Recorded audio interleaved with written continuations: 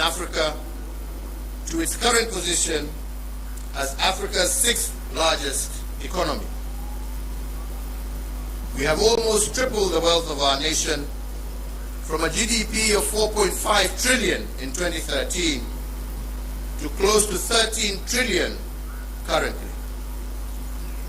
Consequently, the income per capita also rose sharply from Kenya shillings 127,065 per person in 2013 to Kenya shillings 245,045 per person in 2021. This has seen Kenya graduate from a lower middle income country, and it is notable that if we continue on this growth trajectory, what this means is that by next year, we will join the league of truly middle-income countries. In another milestone as a mark of the growth that we have experienced, our tax revenues have more than doubled from slightly above Kenya shillings 800 billion in the financial year 2012-2013 to Kenya shillings 2 trillion in the financial year 2021-2022. The dream of our forefathers was to rid the country of disease, ignorance, and hunger.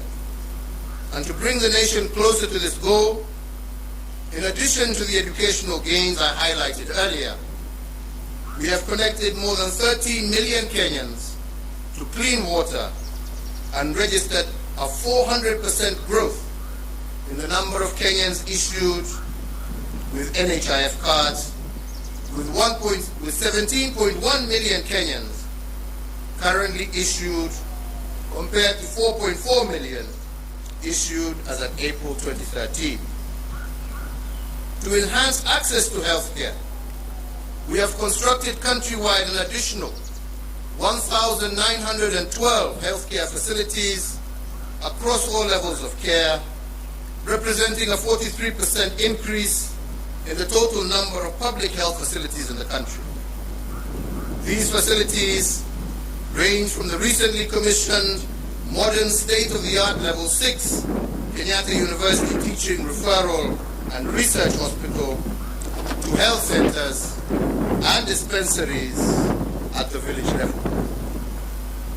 So, fellow Kenyans, every administration has added arrows to our national quiver in energy production.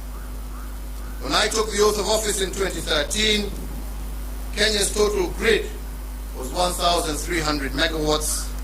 This now stands at 2,700 megawatts.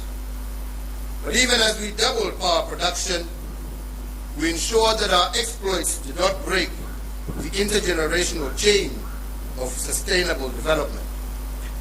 Thus, 80% of the power that Kenya generates is green energy, propelling Kenya to an unenviable position as a continental leader and a pioneering global role model in the generation of green energy. To share in this plenty with all Kenyan families, we have tripled the number of households with access to electricity by connecting an extra 6.3 million households, up from 2.3 million households in 2013. So I therefore hand over in an unbroken chain a country that has connected more people to electricity, more homes to electricity than any other country in Africa over the last decade. We also heeded that intergenerational call to be conscious, to conserve our heritage and splendor so as to pass it on to future generations in as good a state as it was given to us, if not better. We have done this by leading a planting campaign where 1.34 billion trees have been planted, moving our forest cover from 6.99% in 2013 to 8.83% in 2022, and increasing our tree cover from 12.3%, thus surpassing the set constitutional threshold of 10% in a record 5 years. As a result of our conservation efforts and other legal and institutional reforms, we have also recorded the lowest levels of poaching in our nation's history, and thus registering the highest wildlife population for our Big Five and a majority of other wildlife species that share Kenya with us. So, fellow Kenyans, while we have made remarkable progress, it is also important that I note and appreciate that building a nation is a journey. There is still much more to be done to move our nation to the next level of development towards realizing our Vision 2030. And the fourth administration, which I had the privilege to lead, has built on the foundation laid on others, upon which the fifth administration can also build. So, fellow Kenyans, let me conclude by saying that to serve one's country is the greatest honor any citizen can receive. It is a sacred trust, and it has been an immense privilege that I have not taken for granted.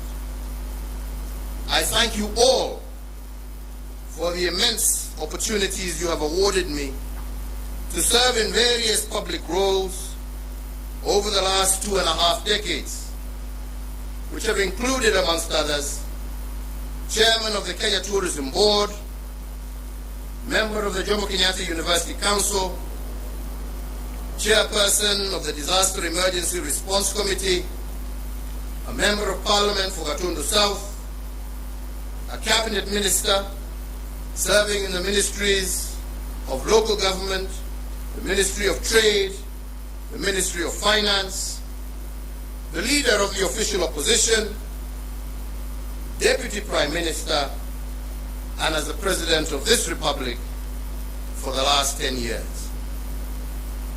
In all the work I have done as President, and in every presidential decision I have made, and in every executive action I have taken, in every bill I have proposed and assented to, I have been guided by the dream of our forefathers, and that is the dream to eliminate poverty, ignorance, and disease, and to improve the quality of life of all Kenyans, and to create conditions for everyone to achieve their dreams.